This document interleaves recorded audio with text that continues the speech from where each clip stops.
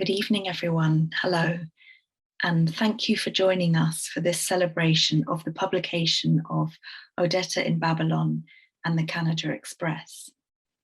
My name is Gwen MacKeith, and I'm a writer and literary translator, and I've written the introduction to the book. Many of you will have heard the American poet Robert Frost's definition of poetry. Poetry is what's lost in translation. Should poetry translators, therefore, give up before we've even started?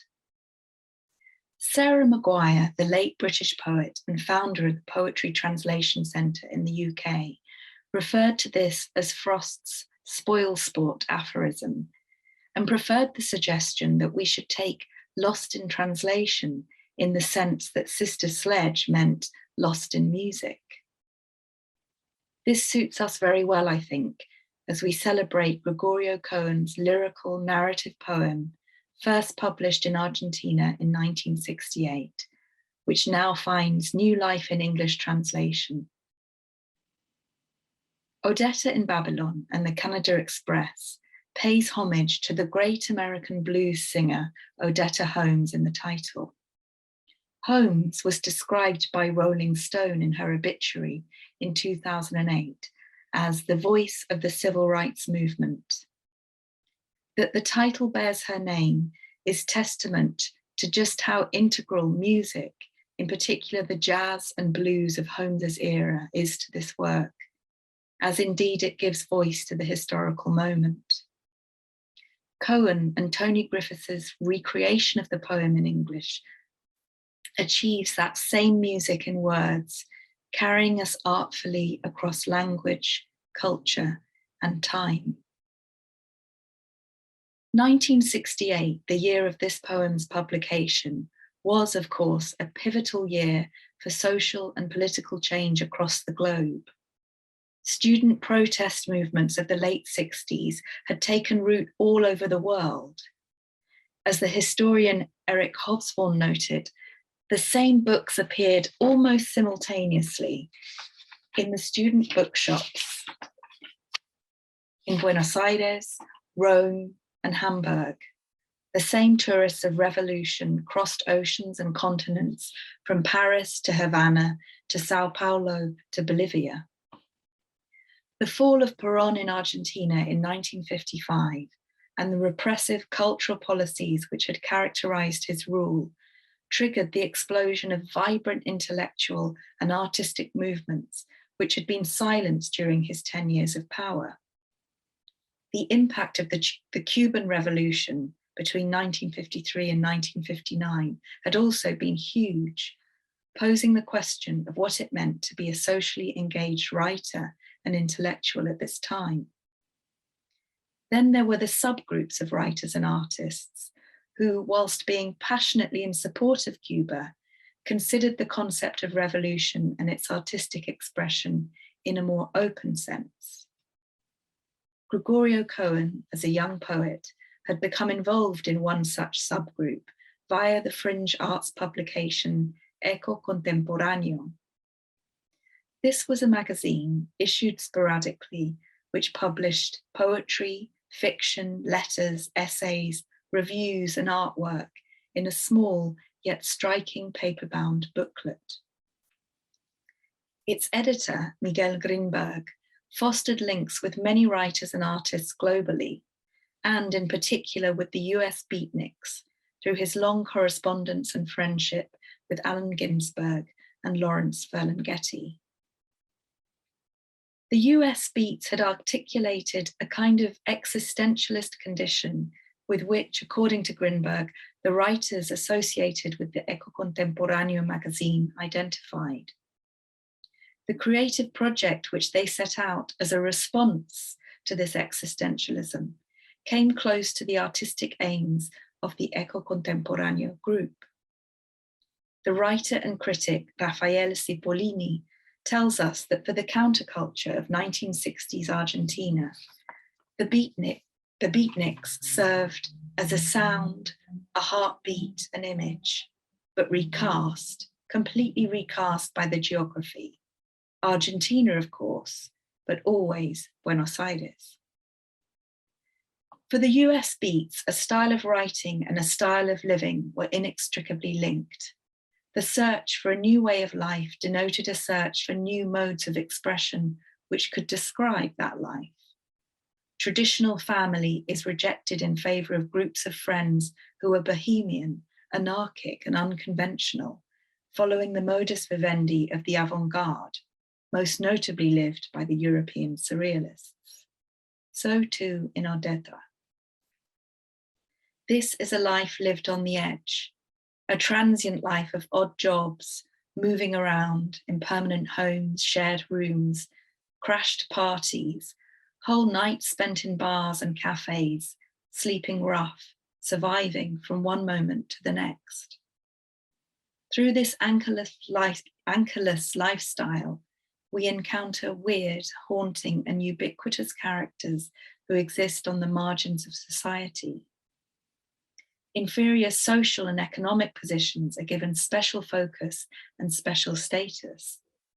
We bear witness to the people of an underworld, madmen, prostitutes, spiritualists, the suicidal, and we hear what they have to say. In giving these figures a voice, there is a boundaryless empathy operating in the poem and an insistence that we must pay heed.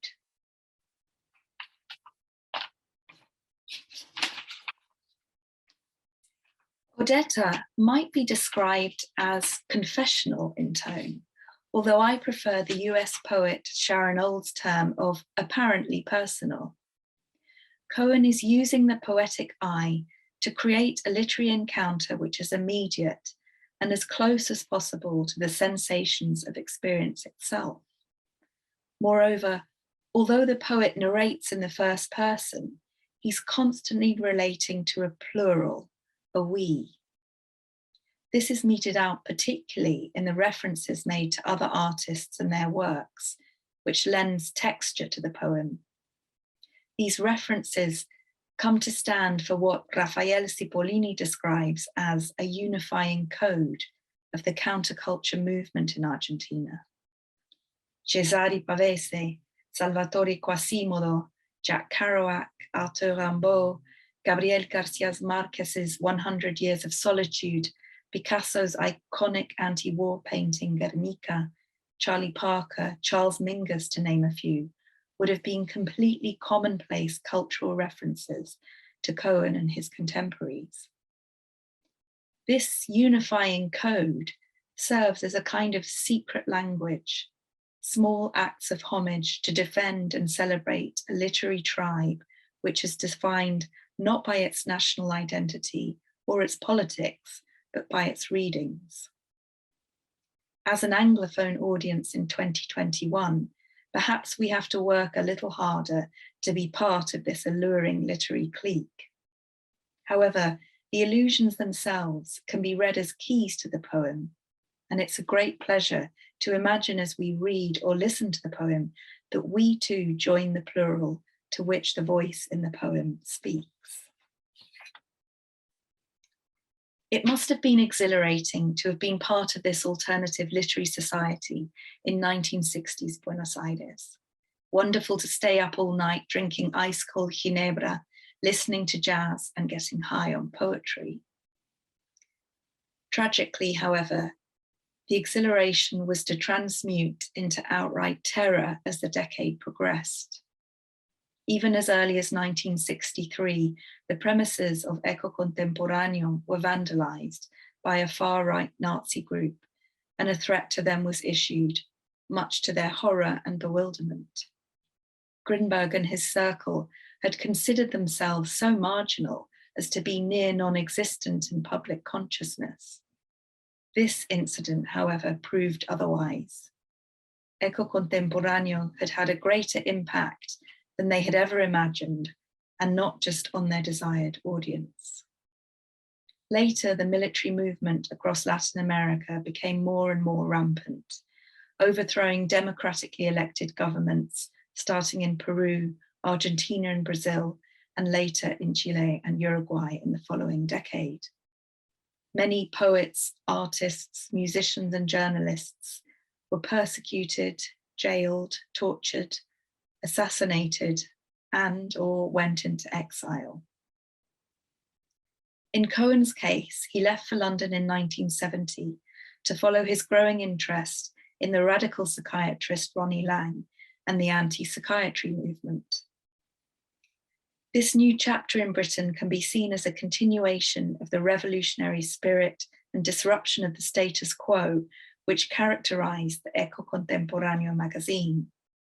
Moreover, despite a clear departure from Lang and his ideas, for anyone who has read Kohon's later psychoanalytic writings and knows of his interdisciplinary approach, his early formation as a poet will come as no surprise. And now we're going to hear Gregorio Kohon reading the first extract from Odetta in Babylon and the Canada Express. Gregorio. And I'm very grateful for this summary that she presented today and for a great, great introduction. So now I'm going to read from the book, and this is part 1 of the poem. And everything suggested that what was there would continue. And winter, a blind, insistent animal, would go on forever. At noon, with the waters pouring from the terrace, we would endure the rumble and threat of the traffic below as we watched the world from our steadily collapsing balcony. And our themes, the gas heater, the flowers for your birthday, the changes pushing us to despair, etc., etc., reluctantly offered proof of a persistence that disconcerted us. It is possible that at the heart of our confusion, with a destructiveness we could only venture, the first dying signs were emerging, like fossils at the shores of the sea. Surely, this is what you had in mind when we spoke of moving to another place, and it is hard for me to acknowledge, but I included you in my dreams. The stone house surrounded by pine trees, the clothes again hung to dry between plunges in the pond by the windmill, the happy moments of rebellion, the secret memories, the news flashes from a past becoming marvelous episodes in our history for no obvious reason. It doesn't matter now that the tomato soup we loved so much would be covered with a thick skin by the end. We moved from one scene to another, discussing the same old movie, and yet everyone on that unique, remarkable street corner gave us abundant proof of our faithfulness. To the mocking eyes of the dead guy still swinging from the beams of the upstairs room, these considerations made things utterly obvious. So, while laboring through my heavy digestion, I abandoned the empty house in a rush, renouncing all, giving everything up. Rejecting all good intentions to stay, I had to return to my miserable place every so often to empty the bucket for the leaks. I assure you, I can still smell the acidity of the soup, along with a scent that made your skin such an unavoidable destination. And in spite of everything, some months after the summer, in the middle of the autumn turmoil, with a book you gave me under my arm, I found reasons enough to come back. Against all objections, reluctance, fears, shame, we paid a price for our obstinate patience. Life was hard, but not impossible. Everything was moving away from us. Conversations left behind brought back again and again small signs that you loved me. And as you can see, I was pleased to keep the fragments from your secret notebook, the angry expression of your instincts, the drumbeat of rain marking the rhythms of our encounters, my own poems hidden in the golden trumpet, the crazy fat guy playing the drums on the burnt cooking pots and black pans. Those nights when we laughed and screamed and cried, but ended up dead on the sofa or on the beach, searching for each other among the shouts of the people. The parties we would crash, miserable and stray, thick cigarette smoke and the darkness of the moonless nights. And there was something between us. That's what you said. The stories you invented for me, the nurse of my dreams, ardent lips, warm breasts. What were you seeking in me, lost as I was beneath the legs of a tiny centipede? I considered mastering my last efforts. I thought of destroying and rebuilding again and again. Never mind that I needed strength for the fight against despair. The note that Giorgio left me just before we abandoned the shared room in La Pensión de la Calle Corrientes. Here I am with your letter in front of me, looking at you. Goodness me, it would be easier to get closer to your bed and speak to you, or maybe to put my hand on your forehead and shut up. I don't know why I didn't do it, but maybe it's enough for you to know that I thought of it. I'm sure that one day we could laugh together. Between hate and love, there is no great difference. To embrace them is a heroic task. Ciao. I took the 10 p.m. express to Canada, so to arrive at midnight. I brought from the seaside a few souvenirs, flowers floating above the waves, the manicured lawn, a woman running down the stairways, the slippery rocks, the few meters left, and then the jump, the end. Another guy trying to stop her, moving his arms, desperate, her screaming, please let me go. And I, not knowing what to do, threw myself into the sea to save her. Two men, the old fisherman. I pulled her skirt down slowly, her small varicose veins, her black underwear, the pleasure of her wet leg between my hands while we carried her up. The two of us finally sitting on the curb. I gently stroking her head, the flashing red light, the siren, the doctor saying, this should concern the police. Yes, yes, is that all you have to say? The mother we all seek but never find. And then, crying, her last resigned pathetic gesture through the ambulance window. Your life full of sun, slowly darkening time. You straighten your hair to surprise me, but in the end I spoiled the game. My heart full of lead, the false maturity, the empty Saturdays. Down south, on the shores of a vast lake in Patagonia, we tossed skipping stones between the vodka and the bonfires. And Giorgio repeated what we said that afternoon in the mountain refuge at 1,000 meters. The sun is warm like the belly of a great mother. Like the belly of a great whore, that's what I said. Dites-moi, sommes-nous bien loin de Canada? Thank you. Thank you, Gregorio. That was beautiful. And now we're going to hear from Toni Griffiths, who is the co-translator of those beautiful words. And she's going to be giving her reflections on the experience of translating the poem. Toni. Thank you very much, Gwen. Thank you, Gregorio. In what follows, I'm going to say something about working on Odetta.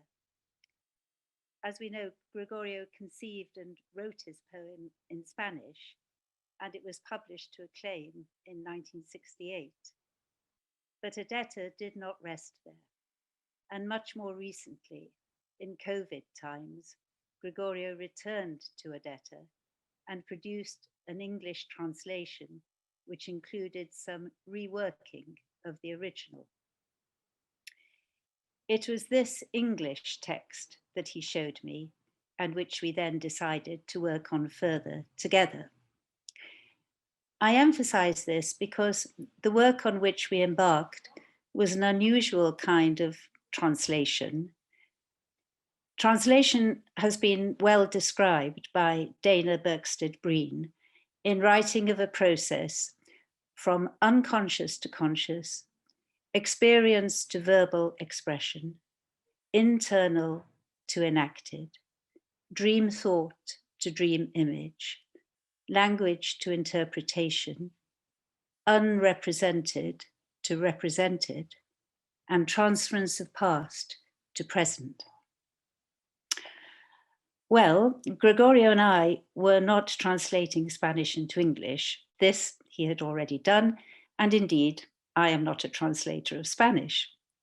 But the quotation is relevant because we were seeking further to explore the poetic sense and resonance of the new English words before us, so as to reflect as fully as possible the poetic meaning of his original poem.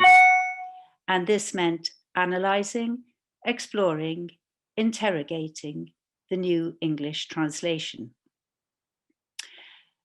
This work on Odetta surprised both Gregorio and me.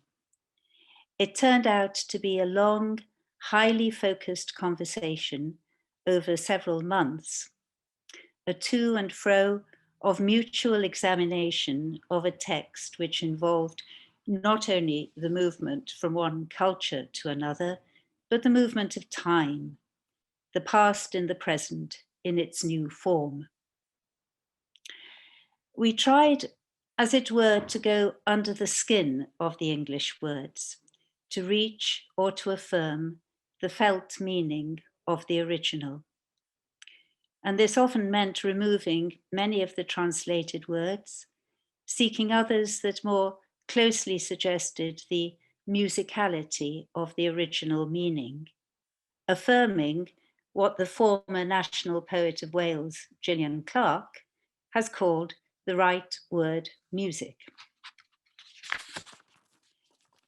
A friend of many years, Dr. Sylvia Le Havre, a university lecturer with a lifetime of experience working in the major London galleries, speaks of the central, crucial importance of relating to a painting, for example, by seeing what the artist has done with the paint, seeing it carefully, watching the meaning of the painting unfold.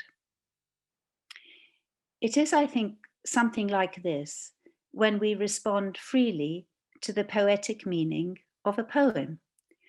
What has the poet done with the words? Well, this is what Gregorio and I tried to do with the English translation. Why some words had to go, some had to be replaced, some new ones had to be added, until we felt that the poetic music of the original Spanish expression came through in its new form. We took Odetta line by line and word by word. Sometimes a single word prompted a long discussion of Buenos Aires context, the recall of the young man of that time, and the feeling of those times, well evoked just now by Gwen, was our constant companion. It was important, essential, to convey the sense, the otherness of distant time and place, and sometimes only the original word would do. Los rompeportones could only be that. So could quizás, quizás, quizás, and, of course, Saravá. What was needed was the sense of that other time and place practically bursting through, the sense of the original language there in the poem. The poem has always been a passage, a sequence in time and space. It remains open in medias res. There is no conclusion. And this is the aesthetic of being in the middle of things. And so we had to be very careful not to tie down the language. A central question asked by the poem was, why did these memories of so long ago come back to me? The past becomes the present, as it must, in such lines as, I see the silver mirror in the kitchen. The world lies all before me. My name wakes me up. So thus, we tried to keep that sense conveyed by Edmund de Waal when he spoke of things always going on being there. There is a twofold remembrance in the poem, the remembrance of the narrator and the remembrance of today's present. And whereas the Odetta narrator is caught up not in nostalgia, but in remembrance, the enchantment almost of times past, the nurse of my dreams, the balancing specificity of material life in the poem becomes its lifeblood. And this is a balance which frees it from quotidian temporality, keeps it in medias res. And the familiar parrot returns in new guises, embodying the unnerving disorientation of time past, time present. To quote a little, the bird had been staring at us a long time, eyes fixed on a past that never was. There was another parrot, another road, another place where the sun always rises and the moon never disappears. Okay, another parrot then. Odetta is, of course, enveloped in metaphor and simile, the essence of which is to understand one kind of thing in terms of another. And this is where Gregorio and I worked particularly hard, finding ways in which the natural Spanish metaphor could find expression and be true to its intent in a different language. For example, not leaping at the lucidity of a wonderful sunny day, the sad music climbing up the walls, your hands reaching for the mountains and claiming the sea. One of the linguistic features of the Spanish Odetta was Gregorio's occasional use of lunfardo, a Buenos Aires slang which involves the reversal of letters within words. For example, mina, denoting woman, becomes nami.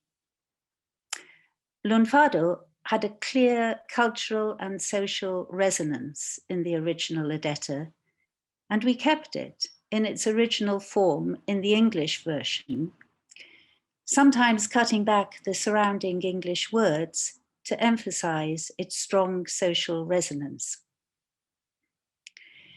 We did reduce the English text, subordinate clauses and qualifications designed to capture the precise meaning of the original had frequently to go. To give but one example, in the text before us, we had, it is possible that at the heart of our confusion, with the hidden destructiveness that we were able only to guess at, and in obedience to the great natural laws, the first fossilized signs finally started to pile up, to later enrich the list of fertilizers. This we changed to, it is possible that at the heart of our confusion, with the destructiveness we could only venture, the first dying signs were emerging, like fossils at the shores of the sea. Some lines needed no attention. For example, the importance that time has given to your smile, the mother we all seek but never find, the depth of the dark blue sky in the middle of the night. In which part of your memory did you leave me so alone? As Shelley put it, our sweetest songs are those that tell of saddest thought. Sometimes we made only small shifts in the lines. Thus we changed the opening line from, and everything suggested that the preliminary details would continue. 2, and everything suggested that what was there would continue. So it's not possible to describe a technical process of the work. I think of the translator who worked with my late dear friend, Jenny Erdel, in translating her novel about David Hume, The Missing Shade of Blue, into French. Translation is a kind of conversation with the author, he said. In Jenny Erdel's case, a supreme act of empathy.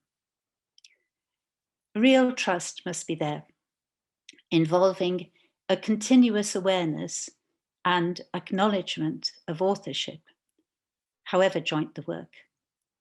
So I think with Odetta that if there was a process, it was the work of mutual empathy, a wish truly to understand and convey the layered meaning that was there, sometimes submerged, but capable of emerging through talking and listening, finding the right word music. Thank you very much.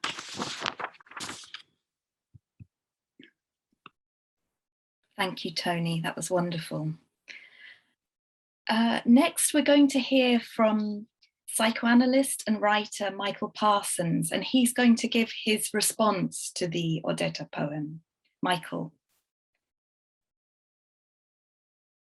Oh, you need to unmute.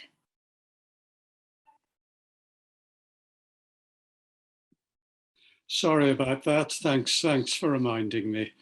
I was just saying, let me find what I'm looking for. Yes, I was just saying thank you, Gwen, and thanks too to you, Gregorio and Parthian, for inviting me to contribute like this. It meant that I've read the poem at a greater depth than I might otherwise have done, and that's been a very good experience.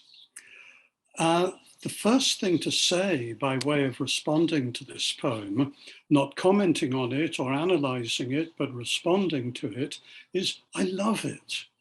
It evokes so much and it has a wonderful energy. It's a mistake to ask what a poem is about. Poems are not about something, but among the phrases that jump out at me is one I think is close to the heart of the poem. The poet is hungry for an act of freedom. The question of what freedom means and where it is to be found runs through the whole poem. At the very beginning, we have the waters pouring from the terrace. The poem itself is a torrent, and this hunger for an act of freedom is what drives it.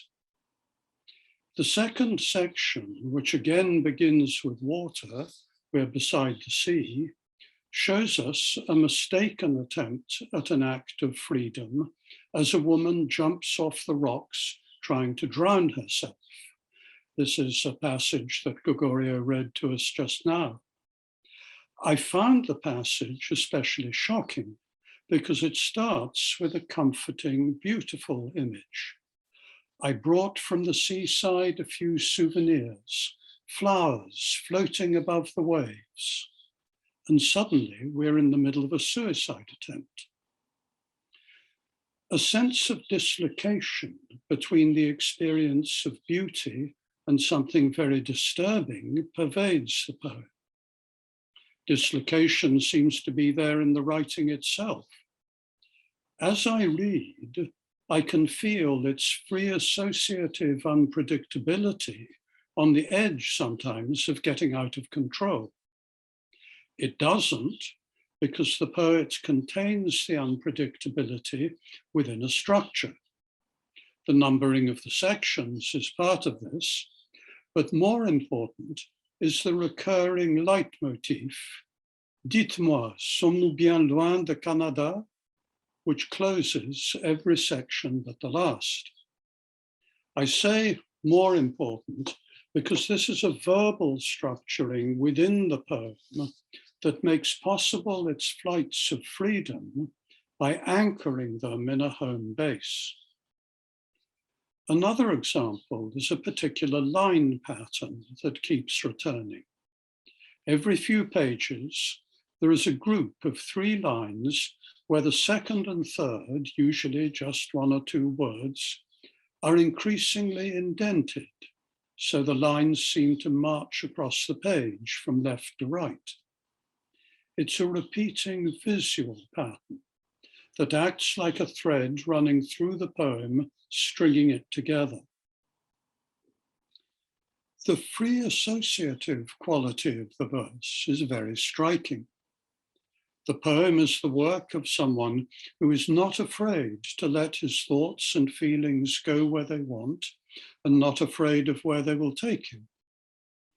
This openness to himself says something about the person who is writing, but I think he's also helped not to be afraid of his associations because he knows as a poet that there is this containing structure.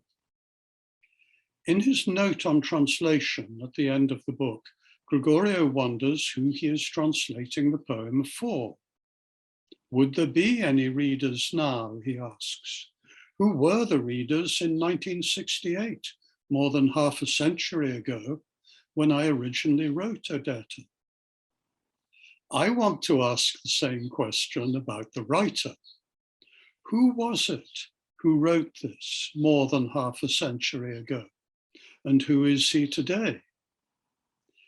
This capacity to free associate and hold those associations within a structure seems to prefigure the psychoanalyst that the young poet of 1968 has not yet thought of becoming. And here is the analyst of 2021 wanting to revisit his work of 50 years ago, because that young poet is still clearly alive in him. Toni mentioned the movement of time in the poem, and the sense of slippages in time, of moving backwards and forwards, up and down the line of a life, is ever present, just as it is, of course, in an analysis. Here's an example. I walked up the same stairs, ended up at the same bar, at the same table, with its ancient cracks and knots. We got drunk with the last drop of Ginevra, opened letters, waiting for news from abroad, writing letters we never posted, wishing to return to puntos de partida. My memory, a fragmented mosaic, an interrupted sequence. What I notice, especially here, is the line, wishing to return to puntos de partida. Puntos de partida is the title of the poet's first book of poems, published 2 years before Odetta. Already in Odetta, he is going back to his starting points, just as he's doing now. The poem itself is also a point of departure. Political life in Argentina was becoming more and more disjointed, violent, and dangerous. It's not surprising for the poet's memory to be a fragmented mosaic and an interrupted sequence. The first time I read the poem, I had no idea what was going on. Its abrupt discontinuities left me floundering. As soon as I grasped something, the ground shifted. We were somewhere else, and something different was happening. I found this hard to accept at first. The fragmented mosaic and interrupted sequence of the poem seemed to mess up my thinking, so I could find no coherent way of responding to it. Then I realized, of course, that exactly this was the experience the poem was conveying. And I wondered if this is what living in Argentina at that time might have felt like. The music that fills the poem is the music of young people trying to live their lives against the odds. the poem might not, I thought, be just about individual relationships, but also the poet's way of representing and trying to deal with something on a larger scale that felt intolerable. As well as music, the poem is full of departures, ruptures, and separations. I thought its sense of dislocation might come from a feeling that things cannot go on the way they are. Something has to change. The poet might be hungry for an act of freedom in this larger context as well. In that sense, the poem is a point of departure. Sure enough, 2 years after writing it, the poet did feel there was nothing for it but to depart from Argentina. I like the way that the end of the poem is also a point of departure, as this Argentinian poet leaves us English speakers with a bit of work to do. The last line is the one word sarava, which Gregorio and Toni, as she said just now, deliberately leave untranslated.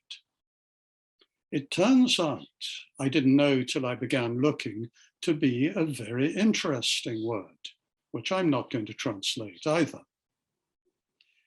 It is also the title of a song, which started life as the rather bland title song of a Broadway musical in 1978. Sarava is not a bland word. There is another version of the song by an Argentinian group, no surprise, called Dura Tierra. It's worth finding on YouTube. I suspect it may be closer to the Sarava that Gregorio wants to leave us with. One more thing. There are some lines in the poem that go like this. Odetta in front of the bidet, filled with nappies made of old towels. The water taking your son's wee down to the river, to the delta, to the sea. We argued about the way you were singing Believe I'll Go. Also on YouTube, there is a clip of Odetta, the real Odetta, singing Believe I'll Go from sometime in the 1960s. To see and hear Odetta showing us what lies behind these lines is extraordinarily evocative. Evocative of where this poem is coming from and of why Gregorio wants to give it new life for himself and for us. Thank you. Thank you so much, Michael, for such a rich response to the poem. And I think you've made us want to hear more. So Gregorio, this is the second and the final reading of the poem tonight. Gregorio. Thank you very, very much. I feel so touched by all of your comments and presentations, starting with Gwen, and then followed by these wonderful comments about the translation from Toni, and this latest wonderful thing from Michael. I'm really, really touched and very grateful. What I decided to do then is to read from the book, perhaps the last section, the ending session, and here it is. Perhaps it was my turn to ring the bell, or rap the knocker and make a proper racket. But not living here anymore, it was hard to come running down the stairs to open the gate. I kept drawing your profile in the air, going up and down, following it with my finger. No traffic lights, nothing to stop me crossing, utterly lost in a crazy game of ping pong. I couldn't tell you about the silk floss trees in the garden of the primary school, nor could I mention the pine cones we threw during breaks from the courtyard to the upper terrace, inhabited by beautiful girls in their shiny white coats. Everything moved too fast. No, I couldn't have told you.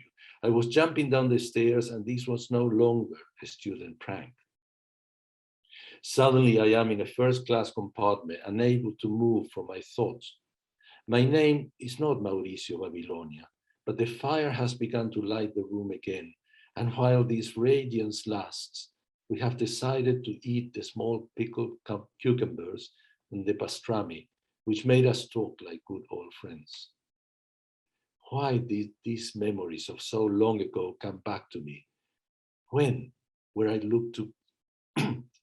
look through the small hatch with the broken glass, I would find the sky crumbling and no doors to open or close.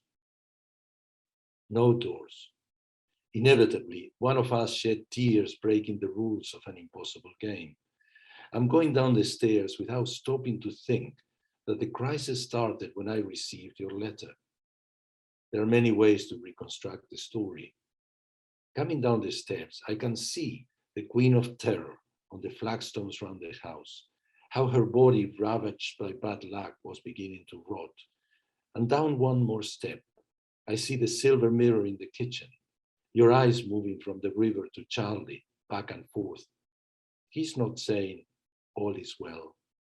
On the contrary, blues are coming, blowing his horn until the notes are far, far gone. The smell of spare ribs comes through the window, and we guess that la feijoada has been boiling. Dare I take another step? Do I have the courage to shout in the streets, singing louder and louder, driven by a mad desire to be heard? It should now be my turn to knock at the door and wait at the front of the house, eyes covered, hands tied, drowning in unfaithful memories. A grain of sand in my aching tooth. It's hard to know what makes me speak like this. Maybe the flat where I sometimes live, the pot of tea, los pastelitos de guayaba, heat climbing up the radiator, fire coming down the stairs, not letting me sleep. The world lies all before me. I can sit down on the next step or go back or abandon the idea of knocking at the door. You could shout my name until the fever ruins my good mood. I can almost hear the breathing of my enemies. There are no longer hundreds of them on the balcony. Just one would be enough now. On rainy days you came, determined to sweep the marble square on the floor of my attic, turning off the lights so abruptly, throwing out my vitamin pills, my only consolation during the waiting days, dismissing my presence. And about that, even if I now run down the stairs, I couldn't possibly catch the 3:30 express to Canada, where the reports of you could help me later.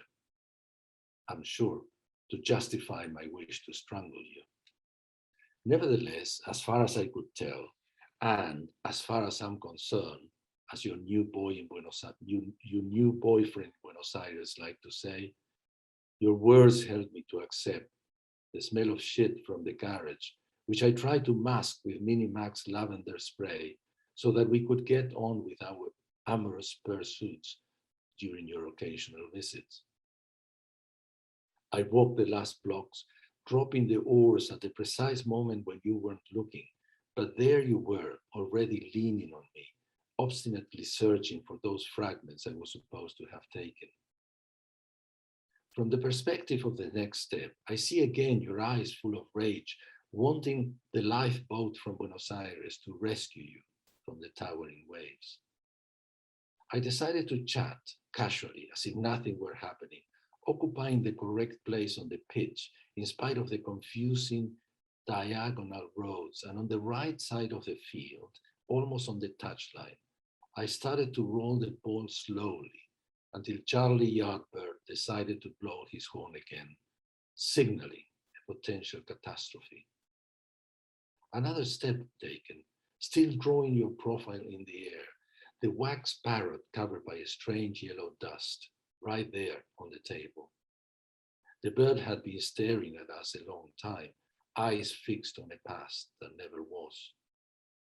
There was another parrot, another road, another place where the sun always rises and the moon never disappears. Okay, another parrot then. Quizás, quizás, quizás. And the lady with a beehive, obstructing the signs of ice creams and casatas, the special offer of chocolate con churros, the hotel for clandestine lovers, charging less after midnight, no ID required. Another step, and I find myself sunk in an uncomfortable chair, dreaming of my 1933 Remington typewriter. We were very close. The hammock in the lady's beehive, trying to link telephone poles, the benevolence, the kindness, the compassion. But the banging on the door is unnerving me. Do I keep on going down or pay the 35 pesos and jump the queue, move away and disappear? Mounted on the blind horse of my celebrated Italian military neighbor, I could stay halfway down the stairs, looking through the window, announcing to the university girls their savior has arrived, Robin Hood all the way from Canada, to fill their lives with fury and drums. Bravados. Instead of yet another step, it would be more convenient to return through the waves, through the avenues, meet people, walk as if everything were the same.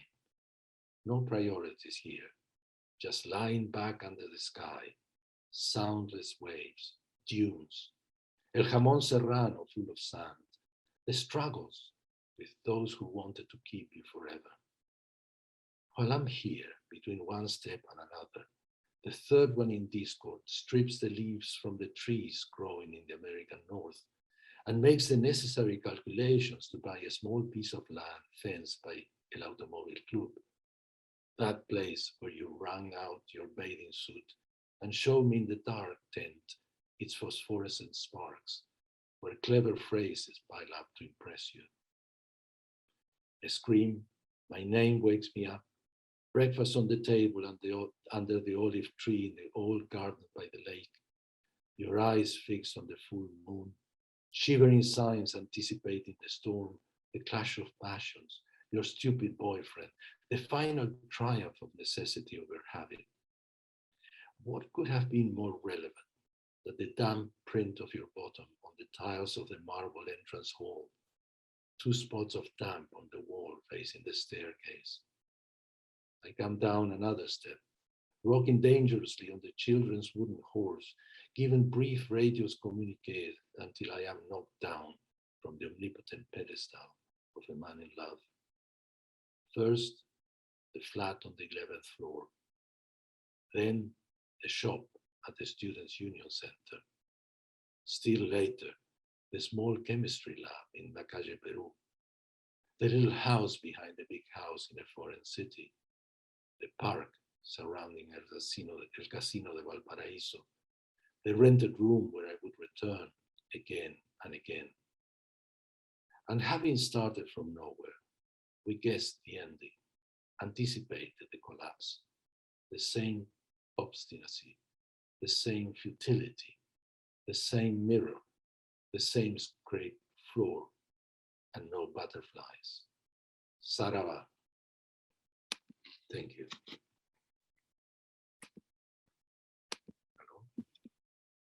Here I am.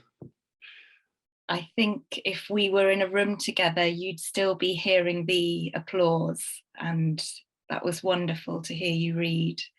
And I think it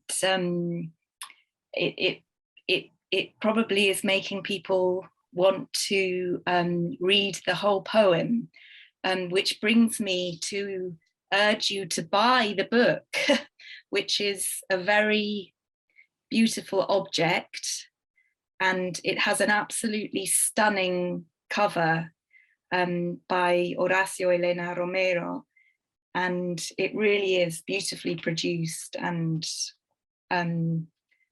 please do go to the Parthian website, which I think is in the chat, parthianbooks.com. So that's my little book plug.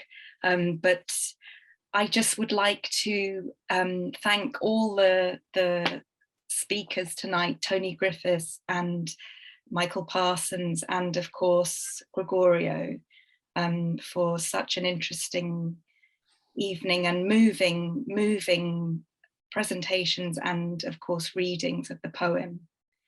And it just remains for me to thank everyone for coming and to wish everyone a good weekend and good night.